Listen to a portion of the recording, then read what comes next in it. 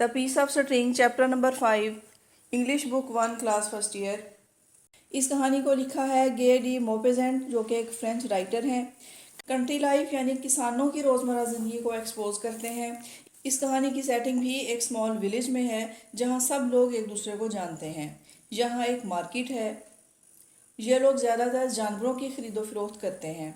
ये लोग अपने बिजनेस में बहुत ही केयरफुल हैं। क्या इसका ये मतलब है कि ये लोग इकट्ठे रहते हुए भी एक दूसरे पर एतमाद नहीं करते? क्या इन्हें धोखा दिए जाने का डर है? इनके दरमियान पाया जाने वाला ये डिसबिलीफ या अदम एतमाद, दरअसल यही इस कहानी की थीम है। तो बढ़ते हैं इस कहानी की जानिब। इस कहानी के मेन करेक्टर्स में हैं सबसे पहले मिस्टर ह्यूबर्ट, जो कि मेन करेक्टर प्रोटैगनिस्ट हैं इस स्टोरी के। इसके बाद मिस्टर मनाना, जो कि हार्नेस मैन है, यानी कि साइस घोड़ों की देखभाल करते हैं।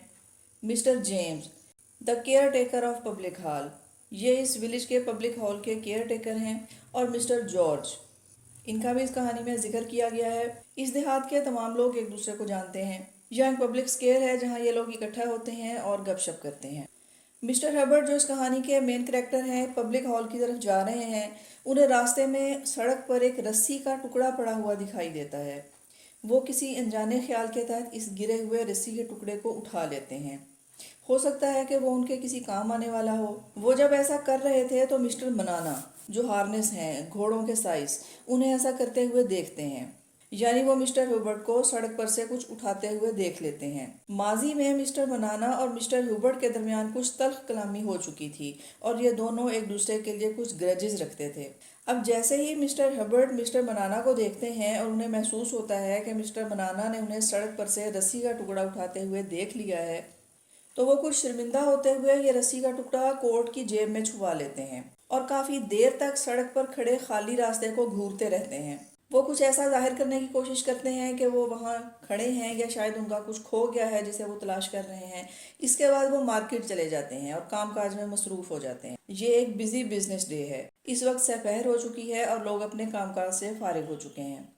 जब मार्केट ख़त्म हो गई है और ये तमाम लोग अपने कामकाज से फारिग होने के बाद एक पब्लिक हॉल में इकट्ठे हैं और खाना खा रहे हैं, इस वक्त एक अनाउंसमेंट की जाती है कि मार्केट आने वाले रास्ते पर एक ब्लैक लेदर पॉकेट बुक यानी कि ब्लैक पर्स गुम हो गया है, जिनमें 500 शिलिंग्स और कुछ ज़रूरी कागजात यानी कि बिजनेस पेपर्स हैं। अगर किसी शख्स को ये मिले तो वो इसे मेयर ऑफिस तक पहुंचा दे या फिर मिस्टर जेम्स, जो कि इस पब्लिक हॉल के केयर टेकर हैं, उन तक पहुंचा दे। मिस्टर जेम्स दरअसल इस पर्स के मालिक। इसके साथ ये ऐलान भी किया जाता है कि पर्स पहुंचाने वाले शख्स को 20 शिलिंग्स की रकम इनाम के तौर पर दी जाएगी।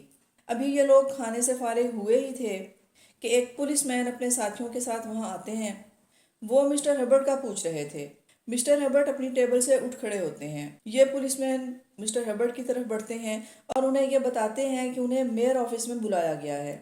मिस्टर हबर्ट यह सुनकर बेहद डिस्टर्ब होते हैं और उनके साथ चल देते हैं। मेयर, जो कि एक बहुत ही संजीदा शख्स हैं, वो मिस्टर हबर्ट से कहते हैं कि उन्हें आज मार्केट आते हुए सड़क से ब्लैक पॉकेट बुक उठाते हुए देखा गया था। ये सुनकर मिस्टर हबर्ट को सुबह वाला वाकया याद आ जाता है और वो मेयर को इस रस्सी के टुकड़े के बारे में बताते हैं। वो अपने कोट की अंदरूनी जेब से वो टुकड़ा निकाल कर दिखाते हैं, वो रस्सी का टुकड़ा। लेकिन उनकी इस बात पर यकीन करना कुछ मुश्किल है कि उन्होंने सड़क पर से इस रस्सी के टुकड़े को उठाया था। उनके दरमियान तकरीबन 2 घंटे तक बहस चलती है। मिस्टर हबर्ट गुस्से और शर्मिंदगी की बिना पर तप जाते हैं। इनका चेहरा सुर्ख हो जाता है। आखिर उन्हें यह कहकर जाने दिया जाता है कि वो सरकारी वकील से बात करेंगे और अगले अहकामात तक पाबंद रहेंगे। मिस्टर रॉबर्ट मेयर ऑफिस से बाहर आते हैं तो वहाँ लोगों का एक हजूम है जो उन पर लगे इस इल्ज़ाम से मुतल्लिक बातें कर रहे हैं। अब मिस्टर हबर्ट यहाँ इन तमाम लोगों को अपनी मासूमियत का यकीन दिलाने की कोशिश करते हैं, लेकिन कोई उनकी बात नहीं सुनता। ना ही कोई इस रस्सी के टुकड़े की कहानी पर यकीन करने को तैयार है। मिस्टर हबर्ट इंतहाई दिल बर्दाश्ता होते हैं, यहाँ तक कि उनके दोस्त, उनके साथी सब उनका मजाक उड़ाने लगते हैं। गांव के लोगों के लिए ये एक दिलचस्प और सनसनीखेज वाकया है जो वो एक किस्से की शक्ल में एक दूसरे को सुनाते हैं और लुत्फानंदोज होते हैं। अगले दिन शाम के वक्त एक शख्स जिसका नाम मिस्टर जॉर्ज है, ये black leather pocket book mister James के हवाले कर देता है, जो इसके असल मालिक हैं। यानी मिस्टर जेम्स को ये पॉकेट बुक मार्केट के रास्ते में सड़क पर गिरा हुआ मिला था। یہ خبر سنتے ہی مسٹر ہربرٹ سکھ کا سانس لیتے ہیں اور بہت خوش ہوتے ہیں۔ وہ ایک بار پھر خوشی خوشی اپنے دوستوں سے ملتے ہیں اور انہیں یہ خبر سناتے ہوئے اپنی بے گناہی ثابت کرتے ہیں، لیکن انہیں ایک بار پھر مایوسی کا سامنا ہے۔ دراصل ان کی بے گناہی اتنی اہم نہیں ہے جتنے کہ ان کسانوں کی قصے کہانیاں۔ وہ مسٹر ہربرٹ کی سٹوری سے جو لطف حاصل کر چکے ہیں ان کے لیے وہ اہم ہے۔